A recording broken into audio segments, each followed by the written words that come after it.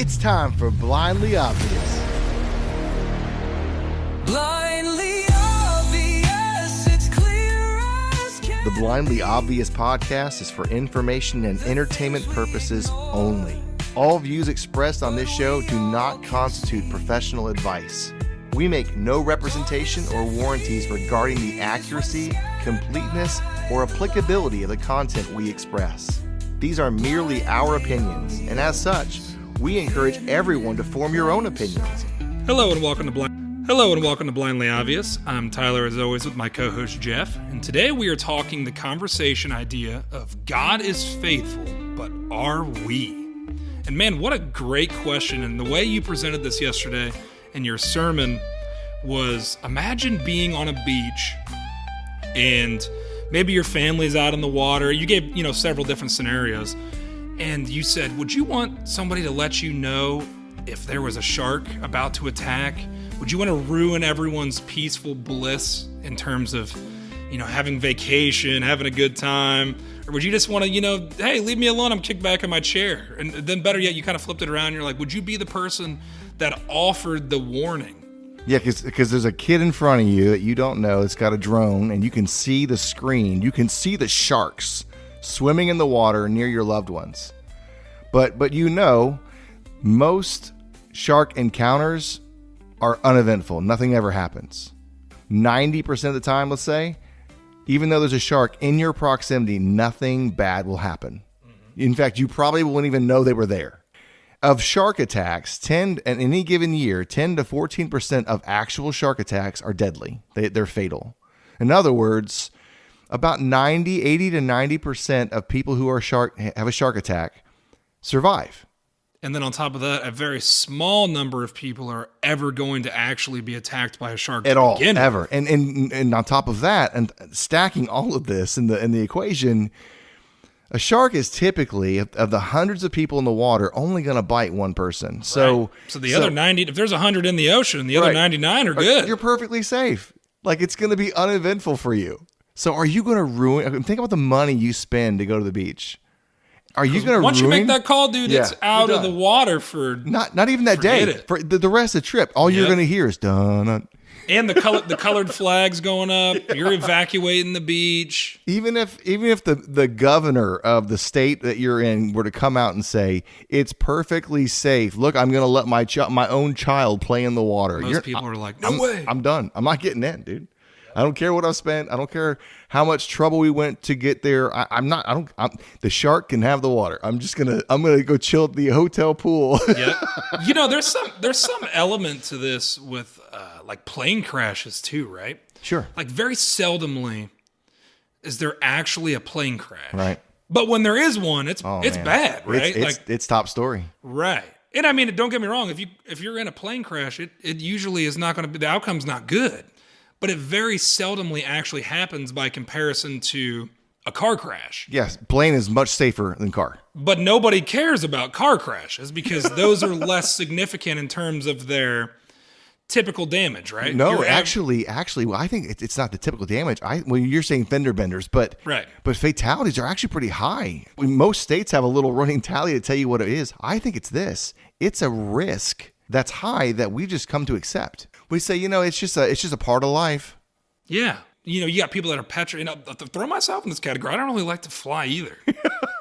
But I don't mind, I'll get in a car later today and go somewhere. You know what I mean? I never even think about it twice. It's just, I got to get there. What else would I do? We don't even think about it anymore. Like when I get in my car to come here for the podcast, I don't go, okay, I could die today in a car accident. Right. I got to be careful. Mm-hmm. Doesn't even cross my mind. But put me near the ocean. I'm like, okay, is there a shark in the water? I have a much higher probability of having a car accident than ever being bitten by a shark. That's right. So don't ruin my vacation. That's what I'm saying to you. Don't do it. Well, here was the kicker. Don't do it. Here was the kicker.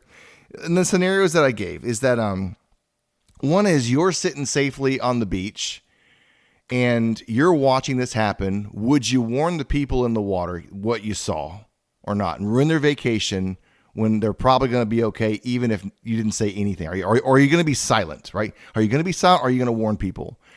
And then I flipped the script and said, okay, so it's you in the water, you're by yourself, others are on the beach, and they see the shark, would you want them to be silent?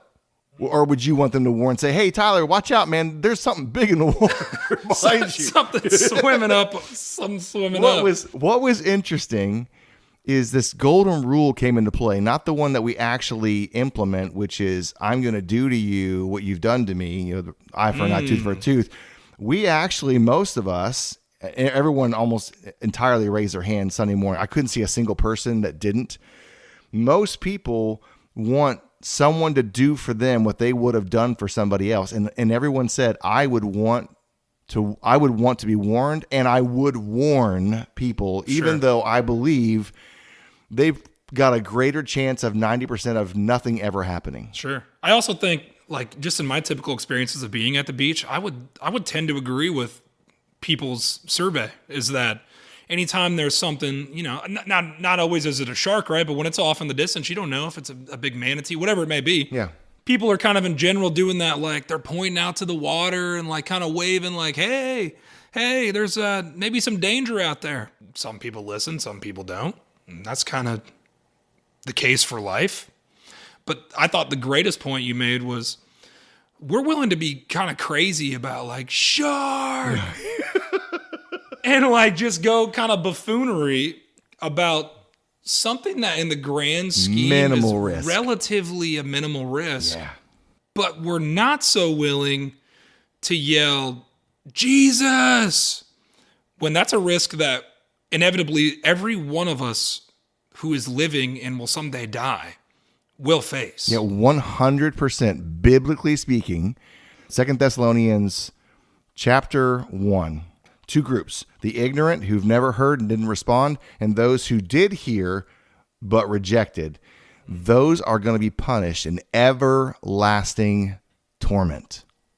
And I know that right now, Kirk Cameron, Christian, he's asked this question, is hell forever? Is it really a forever place? The Bible's absolutely clear that it is. Everlasting sounds pretty straightforward.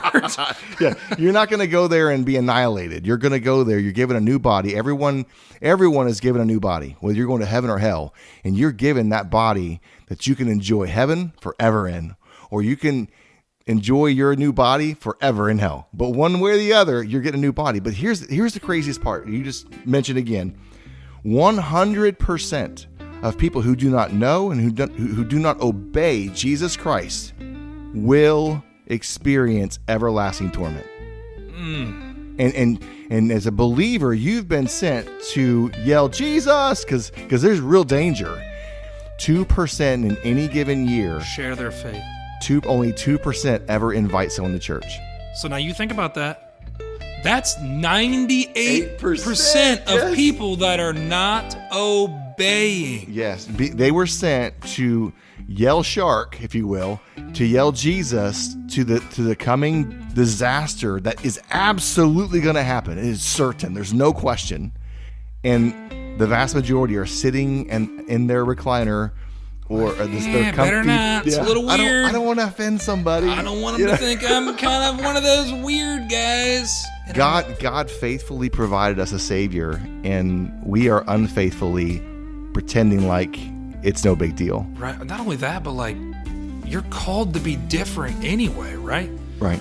You're willingly choosing to be different based on what you're doing. So why not share the fact that you're different? Different always stands out. Why would you? We can't wait to share the good news in our life. Oh, I had a new baby or a new grandbaby my kid won a gold medal or yeah, whatever. First birthday. So what is better news than you don't have to go to everlasting destruction? Yeah, literally, it's called the good news, right? Come on. Come on. Jesus died publicly, hung naked on a cross so that we could be saved. And we try and hide it? This has been Blindly Obvious. You can visit our website at www.blindlyobvious.com, where you can catch up on past episodes as well as learn a little bit about us. We are so happy that you're here and hope these are just the conversations you've been looking for. Peace, love, and God bless. If you like what you've heard, please subscribe and share the word. And remember, eyes mean nothing if the mind is blind.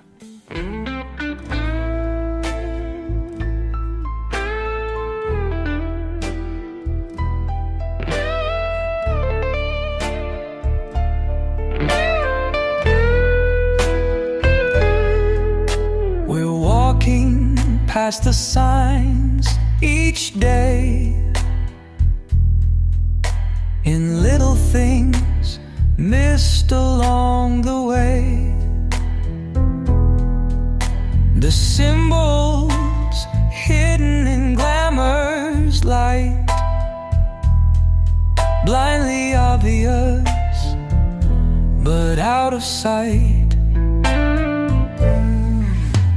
Misdirection, the magician's lie, a trick so good you don't ask why. The truth, it sits with open arms, but we fool ourselves with deception's charm. Blindly obvious, it's clear as can be, the things we ignore, but we all can see. Darkness, it flees when scattered by the light. Blindly obvious, hidden in plain sight. We don't believe what's on display. We cover the truth and look away. The mirror reflects, but we close our eyes, blind to the faces screaming beautiful lies.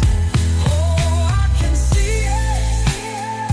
Can you see it too?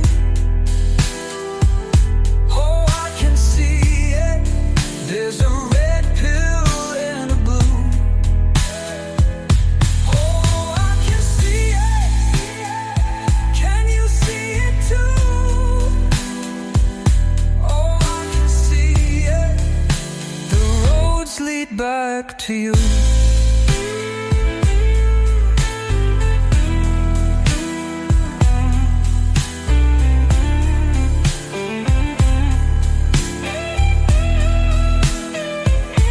Oh, I can see it. Can you see it too? Oh, I can see it. The roads lead back